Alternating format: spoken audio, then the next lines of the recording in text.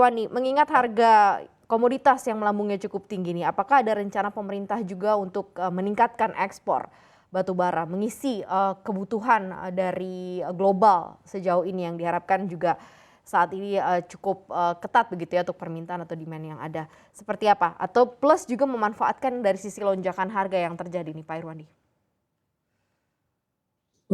Sampai saat ini pemerintah masih tetap dengan suatu rencana bahwa di tahun 2022 kemungkinan besar produksi batu bara Indonesia yang sekarang berada di nomor 3 dunia ya produksinya setelah Cina dan India ini akan sekitar 660 juta yang tentunya akan segera dibuatkan aturannya.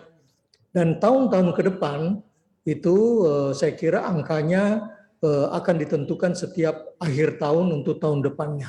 Jadi kenaikan produksi batu bara di Indonesia itu juga tidak bisa seperti kita menjual pisang goreng ya.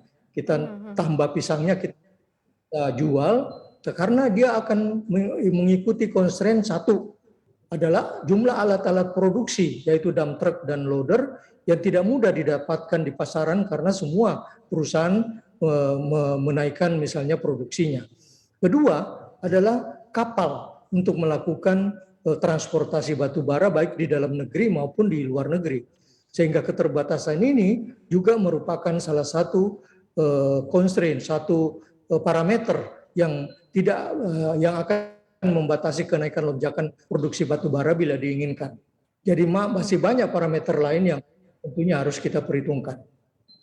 Sejauh ini Pak, apakah ada permintaan khusus nih dari global agar Indonesia kemudian meningkatkan produksi batu bara begitu ya untuk bisa bantu kendalikan harga lah saat ini gitu ya. Bahkan kita juga sempat ngobrol dengan beberapa para pelaku usaha sendiri begitu ya, penambang sendiri yang mengatakan sebenarnya ada lagi permintaan-permintaan sebenarnya dari luar begitu ya terkait mengenai kuota penambahan batubara dari Indonesia. Seperti apa nih Pak Irwandi?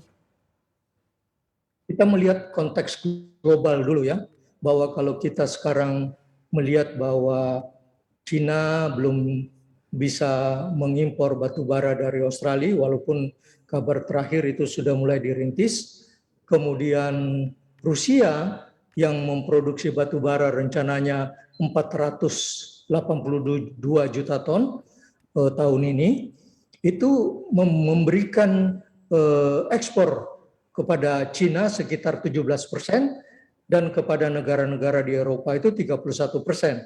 Jadi kalau kita lihat ada angka seratusan juta yang ke Eropa yang akan nanti terhambat ya ekspornya, kemudian nanti sebenarnya mereka dengan Cina hubungannya baik, ya. Tapi apakah tetap akan mengekspor ke Cina? Karena saat ini pemerintah Rusia juga mengalami tekanan terhadap perbankannya, sehingga konstelasi di dalam perdagangan batu bara ini juga turut terpengaruh di antara negara-negara dengan Rusia.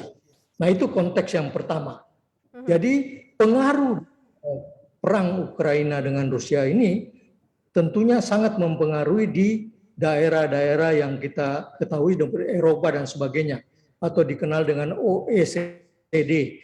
Nah, pengaruhnya kepada negara-negara Asia itu belum begitu terasa karena kalau misalnya Eropa mau membeli, kalau terpaksa membeli kepada negara-negara Asia, maka jarak angkutnya sangat jauh sehingga ongkosnya sangat tinggi. Akibatnya harga batu bara juga ditambah dengan harga batu bara yang tinggi, sehingga mereka tentunya akan berusaha mengoptimasikan keperluan batu bara mereka di dunia. Nah, khusus untuk saya kira tidak ada persoalan.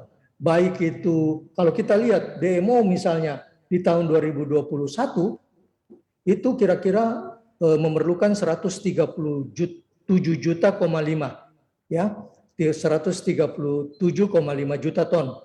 Nah, didominasi 82% oleh PLN, jadi pasokannya di tahun lalu cukup besar ya, sesuai dengan rencana sebenarnya. Mungkin ada masalah di bulan Januari. Kemudian didominasi oleh PLN 82%, kemudian pengolahan pemurnian 9,5%, dan pabrik semen 6,5%. Yang lainnya kecil-kecil. Untuk pupuk, tekstil, kertas, industri kimia lain, hilirisasi batu bara jumlahnya masih kecil. Jadi persoalan ini tentunya akan berpengaruh juga terhadap mereka. Kalau ada pertanyaan lebih lanjut mengenai pengaruh ini, tentunya bagian dari diskusi kita pada sore hari ini.